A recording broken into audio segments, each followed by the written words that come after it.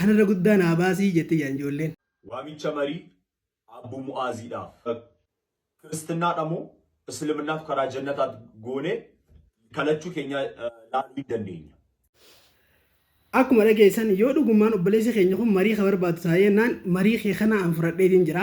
islaama moo kiristaanatu jireenya bara argata ka jedhu irratti sirraa fudhadheetiin jira dhuguma marii barbaada taanaan na wajji qabadhu sin jedhe inshallah waan jechoota oromoon jettu tokkotu jira nama narra xiqqaa nama hiriyaati jaanaa dhiisi guddaa naa baasii jettee jaan ijoolleen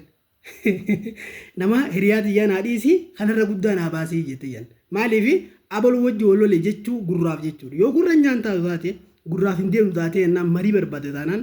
marii bareedaa kabajaadhaan wajjin haaso'in tole akki nama guddaadha wajji qabuun mudhii sikkaata obboleessa kiyya dhiisi akkuma dheengadda ustaas faraanii wajjin taatee baate akkuma taatee baate kana ta'uun barbaachisaa miti anaa wajjin dura fixannee kaate gara isaanitti ol dabarta inshallah marii kana sirraa fudhadheetiin jira kabajaadhaan